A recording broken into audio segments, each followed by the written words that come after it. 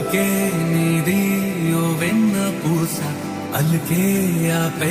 మనసా మౌనం తోటి మాట్లాడే భాష అంటే నీకే అలస ఈ అలలాగట్టు ఆ పూల చెట్టు నిన్ను చల్లబడవే అంటున్నా